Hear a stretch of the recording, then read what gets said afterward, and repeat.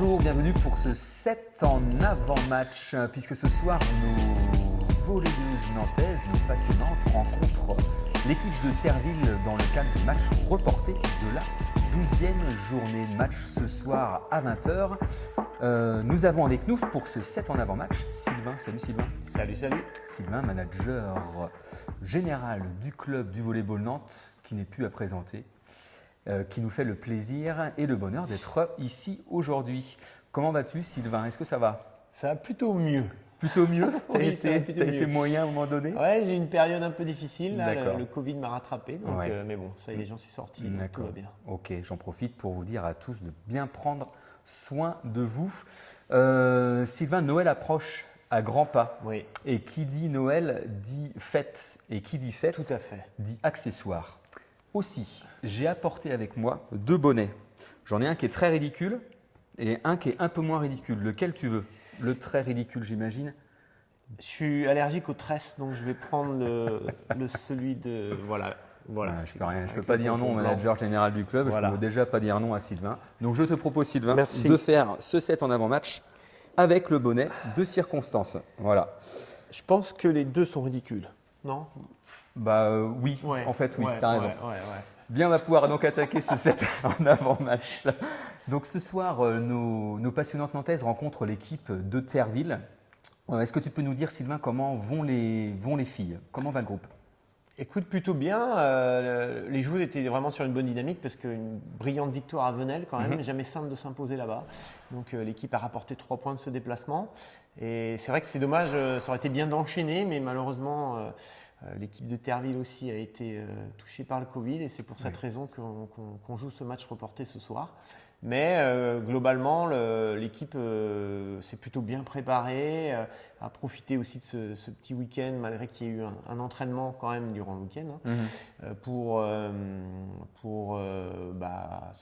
se ressourcer un petit peu, recharger un peu les batteries pour pouvoir attaquer cette fin d'année. Souvi Kokonen n'était pas joué, me semble-t-il, Non. contre Venelle. Un petit pépin de santé. Comment elle va? Qu'est-ce qu'elle avait déjà? Il y avait une petite lésion là au niveau du fessier, donc le staff médical avait dit qu'il fallait pas prendre de risques plus que ça pour pas que ça dérive vers une déchirure. Ça aurait été plus embêtant sur son absence. D'accord. Et donc on s'est imposé à Venelle sans Souvi et les autres joueuses ont bien pris le relais, donc ça a été un match de qualité. Les filles qui sortaient d'une série incroyable de rencontres là, au mois de novembre, j'imagine que ça fait du bien pour le groupe et pour le staff également de pouvoir à nouveau prendre le temps de s'entraîner, de travailler les automatismes. Vous avez pu faire tout ça? Ouais. Cyril l'a dit aussi que ce mois de décembre, ça serait un mois aussi qui permettrait un petit peu plus de se poser, de travailler, de mettre en place des systèmes, d'insister un peu sur les organisations, de prendre le temps comme tu l'as dit, alors que le mois de novembre on a été tout le temps dans le speed et ça a été assez compliqué sur les enchaînements. Donc là c'est vrai que ce mois de décembre est beaucoup plus paisible on va dire et ça permet de prendre le temps de bien faire les choses. D'accord.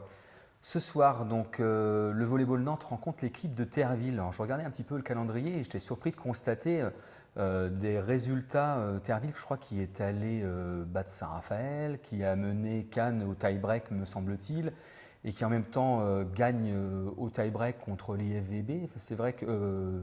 oui, c'est ça. C'est ça, c'est les FVB. Ouais. Donc, quoi attendre de cette équipe de Terreville? C'est un petit peu l'année dernière, elles ont fait une très belle saison et elles ont échoué très peu pour se qualifier pour une Coupe d'Europe, ce qui aurait été une première historique pour eux. Elles ont fait une deuxième partie de saison avec une très bonne dynamique, des enchaînements de matchs. On s'était incliné chez elles sur le match retour, elles avaient battu Cannes, etc. Je pense que ce début d'année, elles ont voulu rester un petit peu sur cette même dynamique. Avec quelques petits changements quand même, notamment au niveau de la distribution. Ils ont changé la passeuse, une nouvelle centrale, des nouvelles réceptions attaquantes.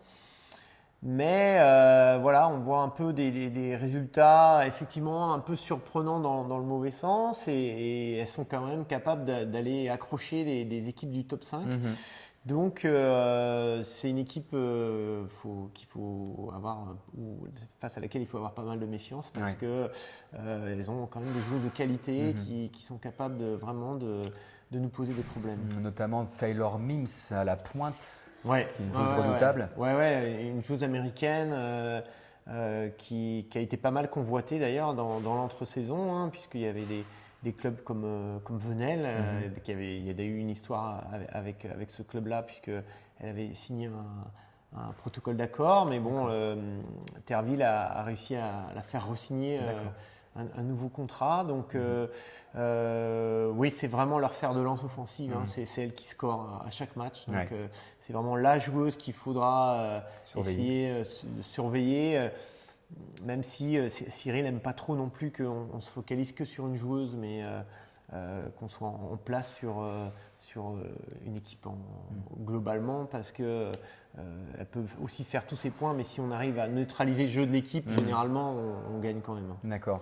Il y a également dans cette belle équipe de Terville des joueuses d'expérience. On sera ravis de retrouver ce soir Isaline Sager-Weider, qui a un nombre incroyable de sélections en équipe de France, une très bonne expérience, une joueuse vraiment qui est très attachante et qui a un niveau de jeu aussi encore très intéressant. Mariam Sidibé également au centre. Qui est une ancienne du club de Terville, ça fait un bon nombre d'années qu'elle est là-bas, elle a quasiment fait toute sa carrière pro à Terville, donc, et elle reste encore très performante.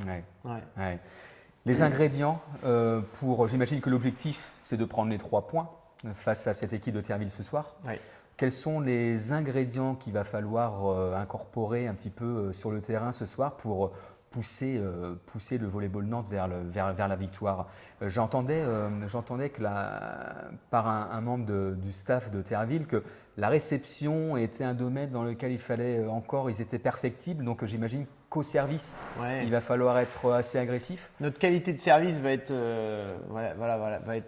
importante, et aussi notre capacité à mettre la balle par terre, parce que c'est quand même une équipe qui est très bien organisée en bloc défense. Avec une libéro qui défend un nombre incalculable de ballons. Je me rappelle l'année dernière sur le match à la maison, elle avait fait un très gros match, très gros match. Et voilà, c'est une équipe qui aime bien ça. En plus, faire durer les échanges, faire rentrer l'équipe adverse dans des rallyes et les pousser à la faute. Donc voilà, notre capacité à mettre le ballon par terre, ça va être une des clés du match. D'accord. Pour finir, dernier match de l'année 2021 à domicile, puisque après les joueuses du volleyball Nantes rencontrent Cannes dans le cadre de la Coupe de France, du 8e de finale de Coupe de France.